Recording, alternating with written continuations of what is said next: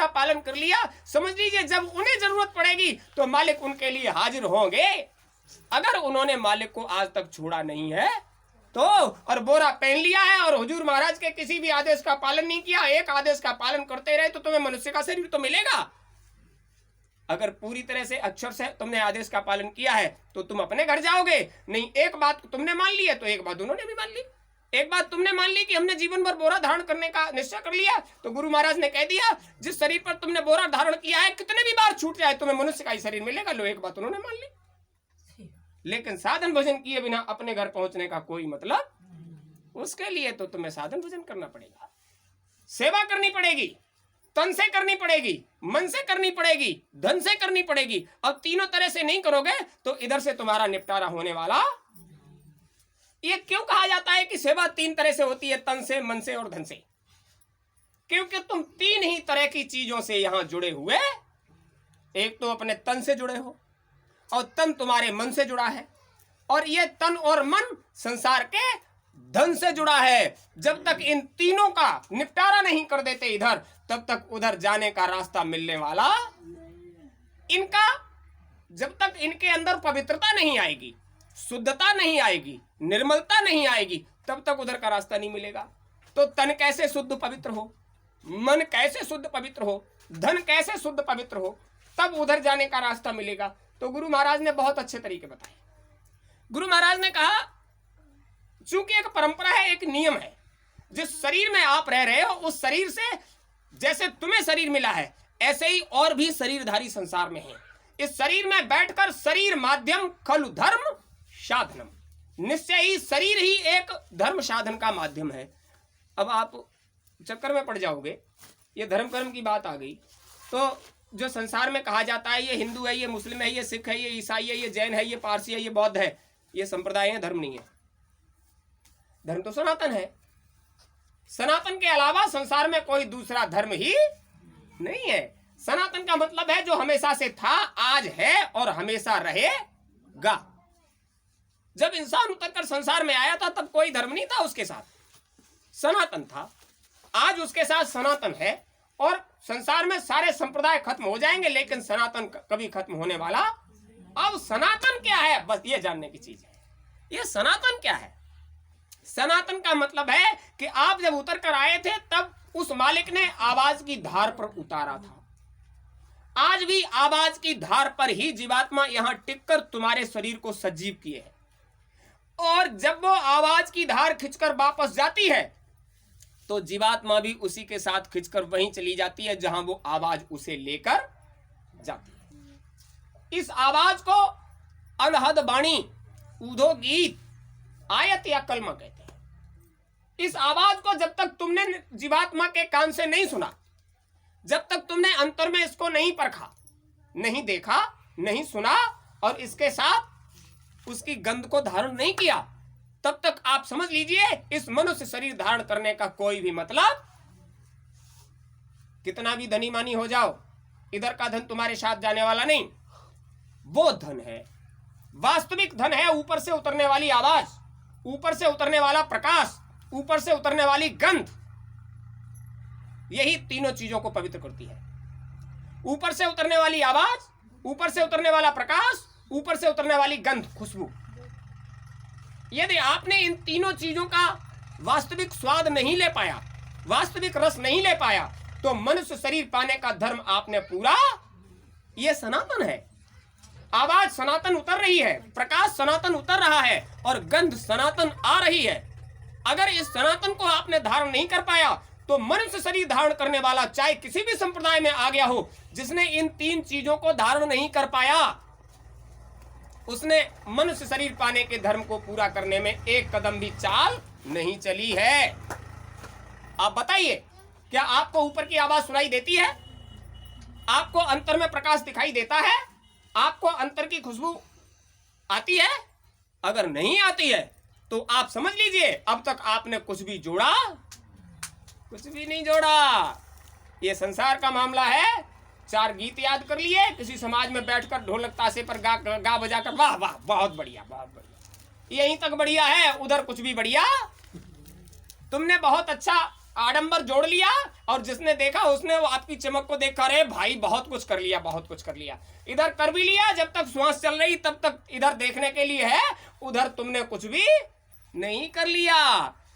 आपने संसार में सैकड़ों इत्र लगा लिए, आपके शरीर पर इत्र लगाकर लकड़ियों में रख दिया जाएगा, और जब जलेगा तब आएगी बदबू की बदबू ही, उस वक्त तुम्हारे शरीर से गंध आने वाली। तो आप समझ लीजिए, इधर की जो चीज है वो गुरु महाराज कहते हैं परछाई है, छाया। छाया को आपने पकड़ पाया? अभी आप परात में पानी भर लीजिए, और जो आसमान में सूरज दिखाई देता है वो सूरज आपको उसमें दिखाई देने लगेगा। आपसे कहा जाए ये सूरज दिखाई दे रहा है, इसको निकाल लीजिए, आप निकाल सकते हो? क्यों उसमें दिखाई देता है, निकाल क्यों नहीं सकते? वो तो आपकी परात में आ गया, निकाल लीजिए। ऐसे ही आप भी परछाई हो, छाया। आप सोचो कि ये आपके काम आ जाएगा, परात का सूरज आपके काम आ जाता तो तुम्हारा शरीर भी तुम्हारे इधर ही बना रहता और तुम्हारे काम में लगा रहता। वो परछाई है, दिखाई देता है सब कुछ संसार में, वो परछाई है जो आज दिखाई दे रहा है, कल रहने वाला। परछाइयां मिटती हैं, सच्चाइयां कभी मिटती। और सच्चाई क्या है कि तुम सनातन हो। तुम सनातन हो से मतलब जो कभी नहीं मिटता है वो सनातन है, और जो मिट जाता है वो सनातन नहीं है। तो क्या चीज है जो कभी नहीं मिटती? आपका जीवात्मा। नैनम छिंदंती शस्त्राणी, नैनम दहती पावका, न चैनम क्लेद्यंती आपो, न ही शोष्यति मारुता। ये जीवात्मा जो यहां नाके पर बैठा है, यहां दोनों भुवों के बीच में, नाक के अग्रभाग पर, शरीर के बाहर मृत्युलोक और स्वर्ग के नाके पर, इधर से उधर चलेगा तो सीधा स्वर्ग जाएगा, और उधर से इधर आएगा तो मृत्युलोक में पड़ा हुआ है। अभी आपसे कहा था, गुरु महाराज कहते थे, बच्चा जब हम अपनी दया की दृष्टि तुम पर उतारते हैं तो तुम अपनी दृष्टि को जमीन पर उतार देते हो, नीचे की तरफ देखने लग जाते हो, और वो दया बिखर जाती है और तुमको नहीं मिल पाती है। इसलिए जब दया की दृष्टि तुम पर डाली जाए तो तुम्हारी दया आंखों से मिल रही है तो आंखों का संबंध आंखों से होना चाहिए, तो वो तुम पर उतरेगी। अब चूंकि वो छितर जाती है तो मालिक का क्या कहना है कि दया आंखों से दी जाती है और आंखों से ली जाती है। देखो कितनी बड़ी बात, यानी जब आंखों से आंखें टकराती हैं तब वास्तविक दया का लाभ मिलता है, क्योंकि यहां से ही ऊपर जाता है सारा मामला। यहां से चाहे तो संसार में उतर जाइए और यहां से चाहे ऊपर चले जाइए, जब तक ये आंखें बंद होकर अंतर में पास ही पास है मामला। जैसे शरीर की ये दोनों आंखें ऐसे बिल्कुल ठीक बीचों बीच में, थोड़ा सा ऊपर है जीवात्मा की आंख, ज्यादा दूर नहीं है। तो जब तक इन आंखों का पट बंद नहीं होता तब तक इस आंख पर आप जोर देकर बिना जोर के मालिक की दया से अंतर में नहीं देख सकते। इन बाहर की आंखों को, इन चर्म चक्षुओं को ये ढक्कन बना दिए, इन पर ढक्कन लगा दीजिए। ढक्कन लगाने के बाद ये बाहर नहीं देख पाएंगे। आप आंखें खोलकर कोई भी आध्यात्मिक क्रिया करोगे तो जिस पर नजर जाएगी आपका अंतःकरण भी उधर ही भाग जाएगा, तुम उसे रोक। ये संसार में मन भागता क्यों है? तो संसार में जैसे जीवात्मा की आंख में देखने की क्षमता, जीवात्मा के कान में सुनने की क्षमता, जीवात्मा की नाक में सूंघने की क्षमता, मुंह नहीं है उसको, क्योंकि उधर मुंह की आवश्यकता ही नहीं है। न कुछ कहना है न कुछ पाना है। न कुछ कहना है मतलब कहने की तो बात ही नहीं, उधर तो आवाज सीधी कान में आती है और उसका जीवात्मा लाभ उठाती है। जीवात्मा का एक कान, जीवात्मा की एक आंख, जीवात्मा की एक नाक। अब देखिए, जब तक एक से नहीं जुड़ोगे तब तक ये दो दो तुम्हारे काम आने वाले। शरीर में दिए दो और जीवात्मा के पास एक। जब तक इन दो का संबंध नहीं खत्म करोगे तब तक एक का लाभ आपको मिलने वाला नहीं। जब तक इन दो का जब तक काल और माया के देश में रहकर भी इन दो का संबंध खत्म नहीं करोगे तब तक उस दयाल से तुम्हारा संबंध होने वाला। ये दो, आंखें दो, नाक के छिद्र दो, कान दो। अब अंदाजा करिए, ये ऊपरी भाग में दो दो चीजें दे दी, लेकिन जीवात्मा को एक ही एक दी गई है, क्योंकि उसे एक से ही काम चल जाएगा और तुम्हारा दो से भी काम चलने वाला। अरे ये संसार है, इससे तो कभी तृप्ति मिलने वाली है ही नहीं। जब तक श्वासों की पूंजी है तब तक आप अपने आप को अंतर में जोड़ लीजिए। योग क्षेमम बहाम्यहम। जब अभी कहा गया कि तुम सनातन हो जब से आए हो तब से यहां हो, और जब चले जाओगे तो तुम जाओगे। ये शरीर तुम्हारे साथ जाने वाला, तो तुम कौन हो? हाथ पांव, ये चमड़े का पुतला, ये आंखें, ये कान, ये नाक, ये मुंह, ये हाथ पांव, इंद्री गुदा, क्या हो तुम? इनमें से तुम कोई नहीं। ये सब इसलिए है क्योंकि तुम बैठे हो और तुम्हारे अंदर आने वाली ऊर्जा को आप संचारित करते हो। जैसे शरीर का ये दिल, ये शरीर का दिल है, ये दिल शरीर को संचारित करने के लिए खून का पंपिंग करता है पूरे शरीर में। उस खून को आप अभी मशीन में डालकर सारे तत्वों को नहीं बना पाओगे।